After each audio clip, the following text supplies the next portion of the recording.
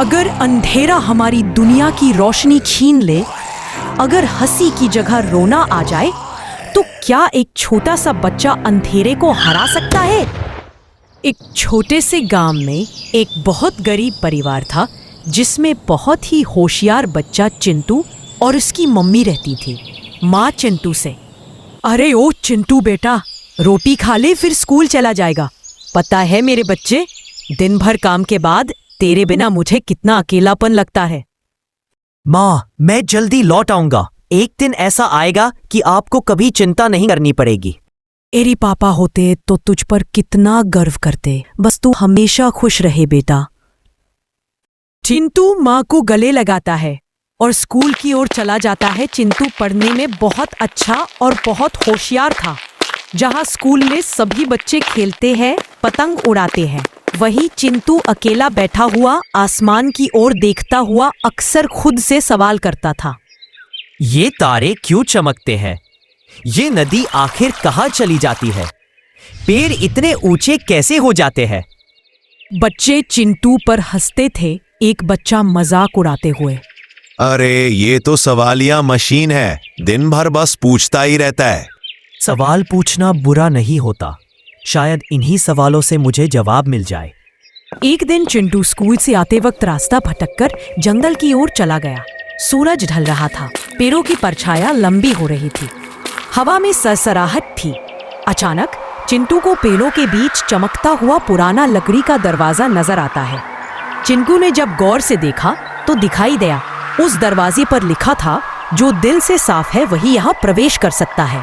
क्या ये सपना है या सच? पता नहीं। अगर मैं किसी को बताऊंगा तो सब मेरा मजाक बनाएंगे और कोई यकीन नहीं करेगा।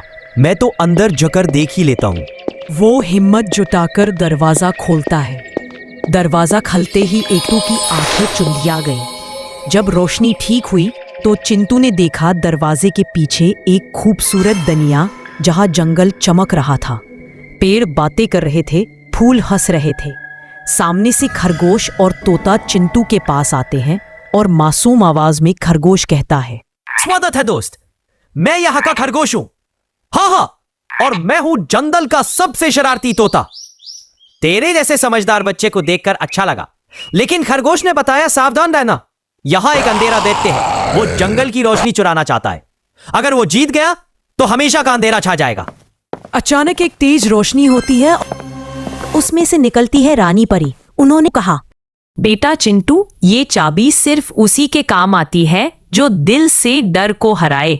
अगर तू बहादुर निकला तो जंगल बच जाएगा। इतना कहकर रानी परी हवा में कहीं गायब हो गई और अचानक धरती हिलने लगी। आसमान में काले बादल छा गए, हर तरफ काला धुआं। दूर से एक भयानक इंसान जैसी परछाई दिखी। वो वही दानव था जो इस जंगल की रोशनी छीनना चाहता था। कौन रोक सकता है मुझे? ये जंगल, ये रोशनी सब मेरी होगी। उसकी गड़गड़ाहट से पेड़ गिर जाते हैं, जानवर भागते जाते हैं और दूर कहीं से आवाज देकर कहते हैं, किंतु यही वो दैत्य है, कुछ करो, हम तेरे साथ हैं दोस्त, हार मत मानना। दैत्य अपनी छड़ी उठाता है, काले बिजली जैसे वार करता है। चिंटू गिर जाता है। छोटे से बच्चे, तू मुझे हरा नहीं पाएगा। कौन? चिंटू ने सभी जानवरों की तरफ देखा और फिर चमकते हुए जंगल की तरफ वह हिम्मत जताकर खड़ा हुआ और उसने चाबी उठाई, पर पूरी ताकत से बोला, ये जंगल तुम्हारा नहीं है, ये हमारा है। मैं छोटा हूं लेकिन मैं तुम्हें हरा दूंगा। चाबी से सुनहरी किरण निकलती है। किरण दैत्य को घेर लेती है। वह अंधेरा देवत्व चीखता रहता है, पिंजरे में कैद हो जाता है। उसकी चीख पूरे जंगल में गूंजती है। जंगल रोशन हो गया, पंछी गाते हैं, पेड़ झूमते हैं, जानवर खुशी से नाच जाते हैं। रानी परी दोबारा प्रकट होती है और चिंटू से कहती है, चिंटू, तूने साबित किया कि असली ताकत दिल में होती है। तूने डर को हराया और जंगल को बचाया। चिंटू गांव लौटकर जाता है, लेकिन अब वो पहले जैसा नहीं था। उसकी माँ चिंटू को गले लगा लेती है। चिंटू का अब कोई मजाक नहीं उठाता। अब वो सिर्फ समझदार बच्चा नहीं रहा बल्कि सबका हीरो बन गया। उसने सबको सिखाया। कृति हमारी दोस्त है और अगर हम सब उसकी रक्षा करें तो कोई अंधेरा हमें कभी हरा नहीं सकता।